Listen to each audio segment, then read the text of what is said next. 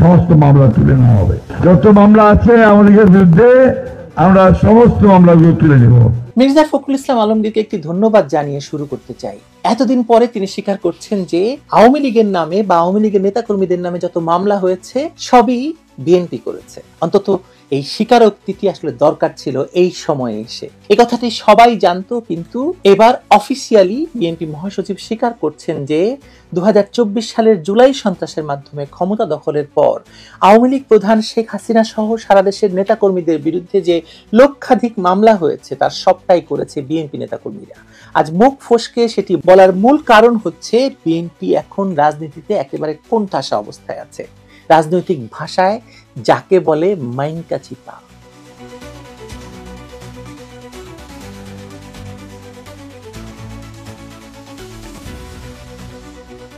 আমরা শুরু থেকেই বলছিলাম যে জামায়াতের থাবা থেকে মুক্তি পেতে হলে কিংবা ইউনূস মহাজনের -2 রাজনীতি ঠেকাতে হলে বিএনপির সামনে একটাই পথ ছিল, আওয়ামী লীগের সঙ্গে আলোচনার টেবিলে ফেরা।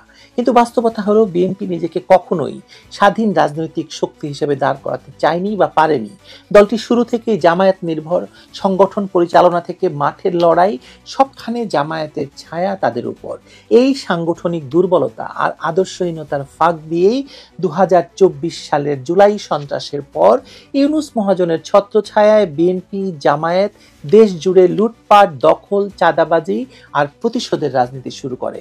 সঙ্গে তাদের যুক্ত হয় তথাকথিত বৈষম্য বিরোধী ছাত্র আন্দোলন এবং তথাকথিত এই বিপ্লবের তরুণ শক্তি বা তরুণ সন্ত্রাসী, তারা যাদেরকে কিংস পার্টি হিসেবে ডক্টর ইউনূস প্রতিষ্ঠা করেছেন, নাম দিয়েছে এনসিপি বা নাপা। তারাও এই প্রতিশোধের রাজনীতি শুরু করে এবং তাদের সাথে এই তিনটি দল বিএনপি, জামায়াত এবং এনসিপি এক হয়ে বাংলাদেশটাকে গত 1.5 বছর ধরে হেন কোনো ভয়ঙ্কর অপকর্ম নেই যে তারা করেনি। মানুষ এখন তাদের উপর ভয়ঙ্কর বিরক্ত।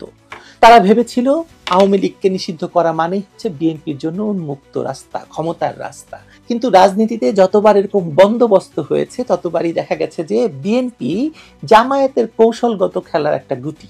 একদিকে তারা আওয়ামী লীগের বিরুদ্ধে মামলা দিয়ে প্রতিশোধের রাজনীতি করছে, অন্যদিকে ইউনূস জামায়াত জোটের চাপে নিজেদের অস্তিত্ব সংকটে ফেলেছে। তারা ভেবেছিল যে তারেক জিয়ার সঙ্গে ইউনূস বৈঠক করেছে মানে ক্ষমতা মনে হয় বিএনপিকে দিয়ে দিয়েছে। কিন্তু এতদিন পরে এসে বোঝা গেছে যে ক্ষমতা তো অনেক দূরে, ক্ষমতা এত সোজা নয়। বিএনপির পক্ষে 17 বছর রাজনীতি করে বা 17 বছর রাজনীতি করে আওয়ামী লীগকে টলানো সম্ভব হয়নি।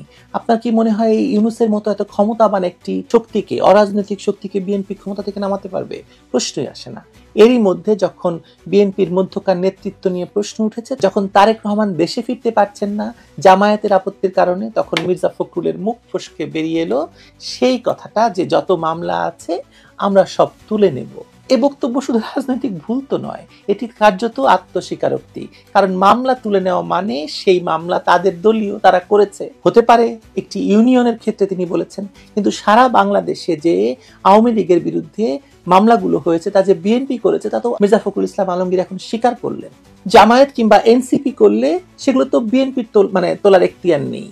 বিএনপি শুধু বিএনপির মামলাগুলো তুলতে পারবে, তাই না? তার মানে হচ্ছে ফখরুল ইসলামের এই কথা প্রমাণ হয়ে গেল যে জুলাই পরবর্তী সময়ে আওয়ামী লীগের বিরুদ্ধে দায়ের হওয়া প্রতিটি মামলা বিএনপির করা। এরপরেই অবশ্য তিনি বিবৃতি দিয়ে দাবি করেছেন গণমাধ্যম তার বক্তব্য বিকৃতি করেছে। গণমাধ্যম আসলে অনেক দিন ধরে এরকম বিকৃতি করে যাচ্ছে তাদের বক্তব্য। গণমাধ্যমের তো খেয়ে দেওয়ার কাম নাই যে তাদের বক্তব্য খালি বিকৃতি করে যাবে। তিনি বলছেন যে তিনি কেবল ঠাকুরগাঁয়ের একটি ইউনিয়নের হয়রানিমূলক মামলা তুলতে চেয়েছিলেন, দেশব্যাপী নয়। এটাও স্বীকার করছেন যে মামলা দিয়ে হয়রানি করা হচ্ছে, তাই তো? কারণ এই মামলাগুলোর কোনো ভিত্তি নেই। হয়রানিমূলক যদি বলেই থাকেন তাহলে তো আসলে মামলার কোনো ভিত্তি নেই। কিন্তু তখন আর তা বলা বা ব্যাখ্যা দিয়ে তো কোনো লাভ নাই, কারণ তার মূল বক্তব্যের ভিডিও, উপস্থিত নেতাকর্মীদের প্রতিক্রিয়া সবই দেখিয়ে দিচ্ছে যে এটি ছিল সরাসরি একটি প্রতিশ্রুতি। আর এই প্রতিশ্রুতি কেবল মিথ্যে নয়, রাজনৈতিক দেউলিয়াপনার পরিচয়। বিএনপির এই অবস্থার পেছনে মূলত 3টি কারণ। প্রথমত, দলটি সাংগঠনিকভাবে ভেঙে পড়েছে। যাদের হাতে এখন মাঠের নিয়ন্ত্রণ তারা মূলত জামায়াতের পুরনো কর্মী কিংবা জামায়াত ছাত্র শিবির ঘরানার সংগঠক। দ্বিতীয়ত, বিদেশি পৃষ্ঠপোষক ইউনূস মহাজন এবং তার আন্তর্জাতিক বন্ধুদের প্রভাবে বিএনপির ভেতরকার সিদ্ধান্তগুলো এখন আর দলের হাতে নেই। তৃতীয়ত, ফখরুল ইসলাম নিজেই নেতৃত্ব সংকটে ভুগছেন, দলে তার প্রভাব আগের মতো নেই। আর তারেক রহমানের প্রতি আনুগত্য দেখাতে গিয়ে তিনি প্রায়ই তার অবস্থান পাল্টান, সকালে এক কথা বলেন, বিকেলে আর এক কথা। এই তিনটি কারণে বিএনপি এখন রাজনৈতিক ভাড়াটে অবস্থায় নেমে এসেছে। মামলা, লুটপাট আর ভয় দেখানোর মাধ্যমে তারা রাজনীতি চালায়। আদালত, প্রশাসন, এমনকি স্থানীয় পুলিশে পর্যন্ত বিএনপির নিয়ন্ত্রণ থাকায় আওয়ামী লীগের নেতাকর্মীরা হয়েছে সবচেয়ে বড় শিকার এই বিএনপির এই ভয়ঙ্কর সন্ত্রাসের। জুলাইয়ের পর সারা দেশে হাজার হাজার নেতাকর্মীকে হয়রানিমূলক মামলায় জড়ানো হয়। এগুলোর অধিকাংশই ছিল কাল্পনিক বা সাজানো অভিযোগ, যেগুলোর ভিত্তিতে এখনো পর্যন্ত কোনো সঠিক তদন্তই হয়নি। এই প্রেক্ষাপটে ফখরুল ইসলামের স্বীকারোক্তি আসলে এক ভয়াবহ সত্যকে উন্মোচন করেছে। মামলা করার পেছনে বিএনপির উদ্দেশ্য ছিল দ্বিমুখী। প্রথমত আওয়ামী লীগের সংগঠন ভেঙে দেওয়া, দ্বিতীয়ত মামলার নামে চাঁদাবাজি, কারণ রাষ্ট্রনিযুক্ত পিপি, এপিপি, এমনকি থানা পর্যায়ের কর্মকর্তারা পর্যন্ত বিএনপি ঘরানার হওয়ায় মামলার প্রতিটি ধাপে ধাপে অর্থ বাণিজ্য হয়।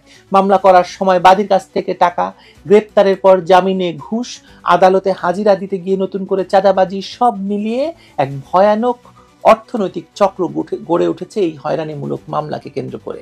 ফলে বিএনপির নেতাকর্মীরা মামলা দিয়ে যেমন প্রতিশোধ নিয়েছে, তেমনি অর্থনৈতিকভাবে লাভবানও হয়েছে। এই প্রক্রিয়া চলতে চলতে বিএনপির ভেতরেই তৈরি হয়েছে দুটি ভাগ।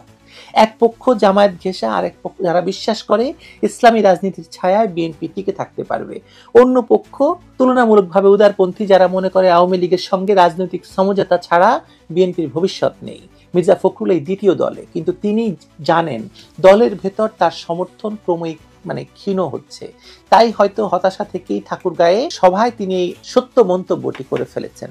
কিন্তু রাজনীতি তো বাস্তবতার খেলা। তার সেই মন্তব্য এখন বিএনপির বিরুদ্ধে আইনি এবং নৈতিক দুই দিকেই বুমেরাং হয়ে গেছে।